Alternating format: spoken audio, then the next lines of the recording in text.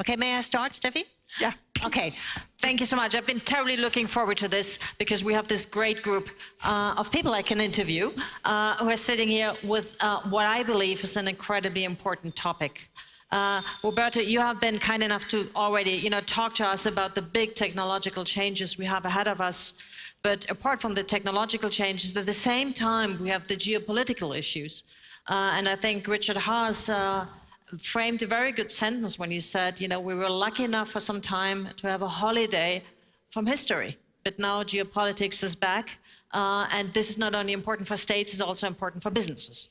But I don't want to steal any more of the precious time we have, but just jump right in here. Steffi mentioned your role. You have been, Jeffrey, you have been advising companies for, as I looked up, more than 50 years. Now, you've seen it all, so to say. How do you perceive the change in thinking about geopolitical issues and knowing the US as well as Europe so well? Where do you perceive the difference? So first of all, thank you very much. And Steffi, wherever you are, thank you and congratulations again on a remarkable conference. Unfortunately, I was not invited to the hairdressers this morning. I think you can see the reason for that, but still I do feel a bit left out. I can't remember. It's always bad to start with a negative, but I will here. I can't remember a time over the past 50 years when geopolitics has been as influential to corporate strategy as it is today. In fact, I could argue that the two most significant factors are geopolitics and technological change. The discussion you just heard a moment ago about BMW's strategy, plus all the people in this room, are the personification of the technological side of it. The geopolitical side of it has become much more fundamental when companies think about how they allocate capital. And what do I mean by allocate capital? Everyone starts by thinking it means, where do you put your money? Where do you place your financial bets? It also means, where do you place your people bets? How do you allocate the people in your organization? And how do you put your reputation at risk? Because a lot of what you do as a corporation today is associated with reputational risk. You hear it in the discussion of ESG. It goes well beyond that. The reason I think it's a more challenging time than I can remember possibly has to do, and I think we can have that discussion, with the fact that in the past 10 years, perhaps, China has been in transition from being a geopolitical neutral and economic opportunity to being a geopolitical contender for power and influence that transcends their importance as an economy. And that's very fundamental because it's redefined in my thinking the way the United States approaches a number of different issues. And when I say the United States, I don't just mean the United States as a country, I mean US companies. And I think it's created a series of dilemmas for European companies that have found themselves caught in the battle between China and the United States for influence and power on a number of different technological fronts in particular, and increasingly have to face some very difficult choices as to how they allocate capital between China and the United States. So I think this is a very fundamental time from that point of view. As to Europe and the United States, just some brief comments. And they're illuminated to some degree by the comment I just made about the place that Europe finds it. My own view, having spent a lot of time in Europe over the course of my career, in fact, most of my time in Europe over the course of my career, is that I think Europe is at some risk, in a relative sense, of falling behind China and the United States. And a lot of it has to do with the technological factors that the Director General just described. And I think that the state emphasis on technological advancement and advanced technologies in China, which is happening for no other, if for no other reason, for demographic reasons, and the US private sector emphasis, supported by the government, in particular through programs such as DARPA in the Defense Department on advanced technologies, does place Europe at some risk of progression. plus the question of where's the growth in Europe, the economic growth.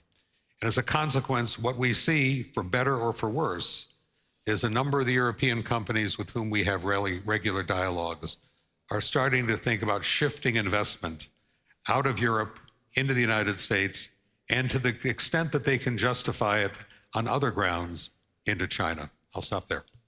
No, and we will go on. But if I pick up on this, Wolfgang, and I turn to you, from all the great things you've done, one is, really changing the nature and scaling up the security conference. So you're really in there. We are going to have that in February again, and you have, so many state leaders, but also business leaders there. And if I look at the situation between the US and Europe, we are discussing the subventions the Americans do. They are discussing our role to China. All this is business. How do you feel, how well aligned are politics and the business world, and what would help there in general, and also in the situation about the US and Europe? Well, thanks, and thanks for having me here. I want to thank Roberto for his introductory statement, which I agree was really outstanding, with reading afterwards again. On your question, let me preface what I want to say by pointing out that the last time the world really changed in geostrategic and also economic terms was when the Cold War ended. That was about 32 years ago. And some people have now started saying, well, are we entering into a new Cold War because of the ongoing war in Ukraine? Well, let me just be very clear about this. What we're having now is absolutely not a Cold War. It is a hot war. It is a hot war in the heart of Europe involving a major nuclear power. This is serious stuff, which we have not had since the end of World War II. In other words, what the consequences of this is going to be, it's not, you don't need to be a prophet to say that. There's going to be more instability, not less. There's going to be more conflict, not less. There is going to be more uncertainty, not less. There is going to be fewer rules observed by states. When we think about the so-called rules-based international system, not much is left of that. And finally, my good friend of many of us here, Richard Haas, from the Council of Foreign Relations in New York, he pointed out in a piece he just published a few days ago that we should actually get rid of the concept of the quote-unquote international community. And I think he's right. There is, unfortunately, sadly, no more something that deserves to be called an international community that has a common purpose. In other words, we look at negative developments. Davos, next week, just came out with their public, so-called global risk report. My organization, the Munich Security Conference, will publish in like 2 weeks' time our annual Munich Security Report. Don't expect good news. Expect more of what I just said, more of bad news.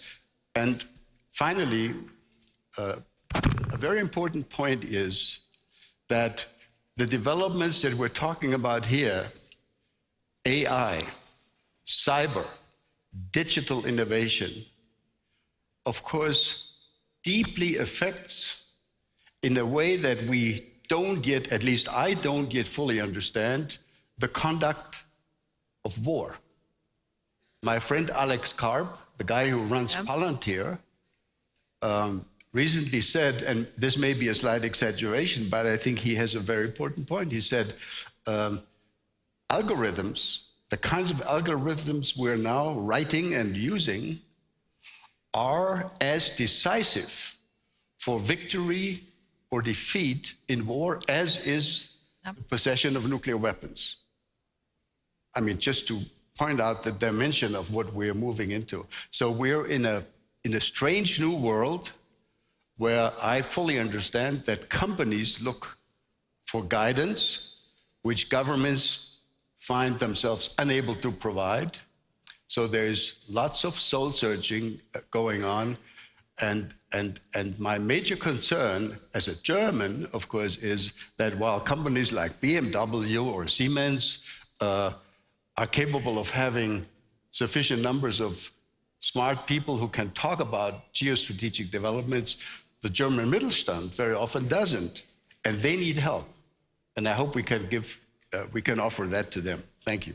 Can I just add one brief comment to Wolfgang's point about AI? Reading the works of Henry Kissinger recently, what you see, or what I've noticed, is he's identified the emergence of these types of technologies as being perhaps having the most fundamentally destabilizing potential of almost anything because of their ability to get out of control. Yeah. With all those bad news. Yeah. Although even Alex Karp, I think, didn't mean it in a bad way, but he was trying to make the point that this is the first algorithmic war what we're going to see. So it's important to master those technologies. Roberto, you already gave us hope, and for you as a politician, challenging time means you need leadership, but the role of the state is also changing. I think you always spoke about these old concepts of ours that were so clear at defending. You have to navigate very differently, in a very different way, the market economy, and at the same time, in order to support deep tech, you said how important that was for the future. You have to have something maybe like an industrial policy. So how do you as a politician feel about navigating this space of leaving the old path and including more state led parts, and what does that mean for companies in Europe? Big ones, and as rightly Wolfgang said, medium-sized ones.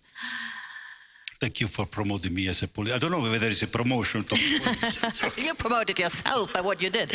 Yeah. It's I will not repeat it. It's challenging times, and there's this difficult exercise of squaring the circle. So trying to maintain an open economy, a vision about competitiveness that comes with, collective efforts and liberal economy, and at the same time reckon what's going on. Our answer is an instrument of new generation, which you will probably see, cloned in other circumstances, which is the so-called CHIP Act. The CHIP Act is a bit the mirror of the US CHIP Act, although it has some differences. So what is the CHIP Act? The idea of the CHIP Act is to say Europe must have mastery of microelectronics when it comes to the very advanced one, which are the quantum chips, the advanced processor. Europe must have manufacturing in Europe, and also, third pillar, a system of emergency. If something bad happens, we can call up together everyone and prioritize purchases and a little bit organize in a way that probably will never happen, but people know that the mechanism is there. A bit what we did with vaccines.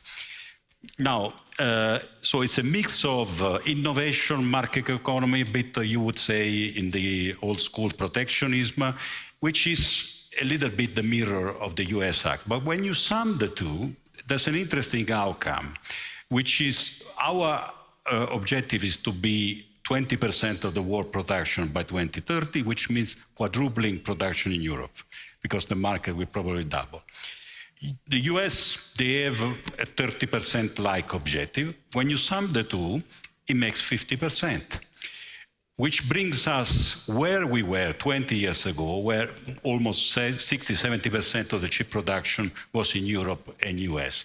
Now, if you then count other like-minded partners like Japan into the equation, it means that we will have stabilized probably the microelectronic production in a way that you can feel that we are not putting at risk such a crucial industry. And that's a little bit the essence of this new way of thinking, that dependencies are not good. Globalization is good. Openness is good. But dependencies, especially from actors that you cannot trust, are not good. dependencies in energy, dependencies in technology.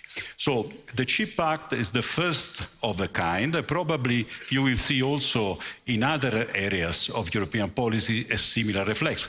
Also, frankly, because we have seen the US moving into, some would say, a subsidy race, I don't think that this is necessary, healthy, but at the same time, we need to care that we have an equivalent support for the European industry also in Europe. So, this is a great example, of exactly the new way, that we're going. Now, I'm a business economist, and, we all find ourselves in this situation that all three of you describe as difficult. So I'd love to get some free of charge advice here, with the time that we have left. Jeffrey, you're advising CEOs, CFOs. So what would your advice be right now in this situation after everything we've heard? If it comes on a geopolitical compass. The short answer is prepare for a world, and we've seen a number of CEOs express this desire, prepare for a world where technology will continue to be a very important factor, where 10 to 15 years from now, demographics is going to become a very important factor. As you look at the demographic decline that's going to occur in a lot of countries, including a number of European countries. The third is prepare for a world where you are going to see perhaps more regionalization of businesses rather than globalizations of businesses to protect supply chains and to make them more secure or more predictable. But in the end, you're a CEO because you're motivated financially and by your own sense of mission to take risk, to grow a company, and to become, continue to be a source of living for the people that you employ and a source of good for the customers you serve, much as Roberto was talking about the consumer-concentric environment. So you almost have to go episode by episode, but I think the general advice is you're going to see a world in which the tensions between the United States and China continue and are going to force some very difficult choices on the parts of CEOs. The last bit of advice, which is a little bit longer term in nature, is in this conversation we've talked about Europe, we've talked about the United States, we've talked a little bit about Russia, and we've talked about China. What we haven't talked about, nor do we have the time to discuss, is Indonesia, India, the Middle East, which is still in the current environment an important source of wealth and potentially opportunity, and Africa. And I haven't even touched on South America and how these countries factor in to geopolitical profiles in the future, especially against the background of demographic declines in some of the areas I've mentioned versus the reverse factors taking place in these countries, I think will become an important part of corporate strategies a bit longer term from now. Yeah. You're touching a very important point. It's an ongoing process, and from now onwards, it will be always part of the strategy. And Wolfgang, you have been the, so to say, the geopolitical consciousness of Allianz for a lot of years. And whenever it was discussed how to include intelligence, this has been like a gold standard about how to do it. Has been rare. What would you advise the CEO? How should he make sure he can exactly do this line of thinking that Jeffrey just mentioned moving forward? Is it having one advisor? Is it a department? Is it working with a consultant? What should be his next steps? First thing he needs to do, he or she, is to go to the Munich Security Conference and make sure he or she doesn't just want to speak, but learns to listen. As a professional diplomat, I've learned over the last 45 years that the most important quality of a successful diplomat is actually not speaking. It's important to speak, to be able to speak, but the most important quality is to listen. And you can listen in Munich to the Chinese foreign minister. You cannot this year listen to President Putin because we didn't invite him for obvious reasons. So I think that's the first point I'd make. Can I add a word on the China issue? Because it also refers to the role of Europe. if it's true that the dispute or the relationship between the United States and China is going to be the dominant factor between these two future superpowers or current superpowers, then we in Europe need to acknowledge that we need to understand how this works, and we need to be able to make sure that our views are being listened to, at least in Washington. If they're not being listened to in China, then we have to deal with that. But my question is, are our transatlantic links with regard to China sufficiently intense and good? We have this new tech council, which is good to have. But you know, I compare this to the kind of relationship we have across the Atlantic in ways how to deal with the former Soviet Union or Russia. Every day, our NATO ambassadors sit together and discuss how they should deal with Russia. Do we have a mechanism like that in the transatlantic relationship? How to deal with China? We don't. That's the first point. The second point is we will not be listened to in Washington as members of the EU if we cannot speak about China with one voice. Mm-hmm. So developing a more coherent and clear EU-China policy that allows us to express in Washington and of course also in Beijing a clear EU position, then we should not be surprised if the Chinese manage to drive wedges in between, the various members of the European Union, and if we're even not being listened to sufficiently in Washington, D.C. So developing a relevant and serious and accepted EU-China policy, we're on the way of doing that, but I think it's still not good enough. I think this is absolutely crucial for the future transatlantic relationship. Yeah. And you say so as a former ambassador. Yeah, we had over there. I think it's only fair that you have the last word on this. No, I don't want to have the last word necessary, but since I live every day the transatlantic... But that would be great.